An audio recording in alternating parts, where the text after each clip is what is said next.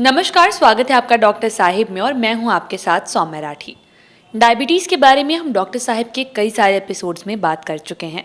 कितनी ज़्यादा ये समस्या जो है बढ़ सकती है, शरीर को किस तरीके से प्रभावित करती है। लेकिन आज के एपिसोड में हम ये जानेंगे कि क्या डायबिटीज़ आपकी त्वचा को भी कोई नुकसान पहुंचा सकता है। और इस बारे में जानकारी देने के लिए इस वक्त मेरे साथ बैठी हैं डॉक्टर ऋचा ठाकुर, जो कि बिहार के सबसे जाने माने स्किन डॉक्टर्स में से एक है।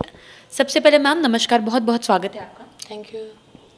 मैम, डायबिटीज़ के बारे में हम सभी जानते हैं कि एक बेहद गंभीर बीमारी है, पूरे शरीर को सर से पाँव तक इफेक्ट करती ही है। लेकिन आज मैं चाहूँगी आप हमारे दर्शकों को ये बताएं कि क्या डायबिटीज़ की बीमारी इंसान की त्वचा को खराब कर सकती है।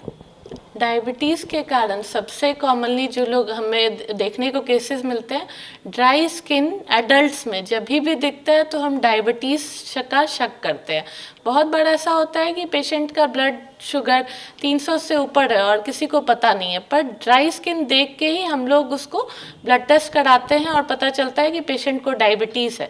तो यह एक ऐसा लक्षण है जिसमें ड्राइनेस बहुत ज़्यादा दिखता है और उस ड्राइनेस के कारण भी खुजली होती है और उस खुजली के कारण भी बहुत तरह के एक्जिमा बनते हैं डायबिटीज़ के पेशेंट में। जी मैम, ये किस तरीके के एक्जिमा होंगे, क्या होंगे इनके लक्षण, कितनी तकलीफ दे सकते हैं। ड्राइनेस के कारण बहुत तरह के एक्जिमा होते हैं, जैसे कि नेमुलर एक्जिमा, वो सब पैरों में ज़्यादा दिखते हैं। जैसे कि ड्राई स्किन के कारण आपका चमड़ा खुजली ज़्यादा करता है और आप जितना खुजली करोगे वहाँ का चमड़ा मोटा होते जाता है। तो बहुत सारे एक्जिमा जो कि कॉमनली डायबिटिक पेशेंट में दिखते हैं, वो डायबिटीज़ के केसेस में बहुत ज़्यादा दिखता है। जी, तो जितने भी डायबिटीज़ के मरीज़ ये वीडियो देख रहे हैं, जो भी आम जनता है, क्या आप उनके लिए समझा सकते हैं कि ऐसे कौन कौन सी स्किन में चेंजेस वो देखें तो उन्हें हल्के में ना ले, डॉक्टर से संपर्क कर लें। जब भी आपको दिखे कि आपका शुगर अनकंट्रोल्ड है और आपको स्किन में खुजली हो रही है जो कि नारियल तेल लगाने से भी ना कंट्रोल हो रहा है, तो आप अपने डॉक्टर के पास जाएं और अपने खुजली का जांच कराएं, क्योंकि बहुत बार डायबिटिक पेशेंट में इचिंग जो होती है वो इतना सिवियर होता है कि उसे कंट्रोल करना मुश्किल हो जाता है। जी, क्या और भी इचिंग के अलावा स्किन में और कोई दिक्कतें आ सकती है, कुछ बदलाव हो सकते हैं स्किन में, उसके टेक्सचर में। बहुत बार स्किन में पिगमेंटेशन भी बस डायबिटीज़ के कारण दिखता है। बहुत सारे ऐसे एक्जिमा होते हैं जिसमें पिगमेंटेशन बस पैरों में दिखता है और वो कि डायबिटिक पेशेंट में ज़्यादा दिखता है। कुछ ऐसी बीमारियां जैसे कि डायबिटिक फुट और डायबिटिक अल्सर, वो डायबिटिक मरीजों में ही ज़्यादा दिखा जाता है। तो अगर आपको लगे कि आपका पैर सुन्न जैसा फील होता है और उस सुन्नता के कारण पैर में अल्सर बन रहे हैं, तो तुरंत अपने स्किन डॉक्टर को दिखाएं। जी मैम, डायबिटीज़ की वजह से स्किन में अगर कोई चेंजेस आ रहे हैं, लोग उस पर ध्यान नहीं दे रहे हैं, उसे नज़रअंदाज कर रहे हैं, तो इसका परिणाम क्या हो सकता है।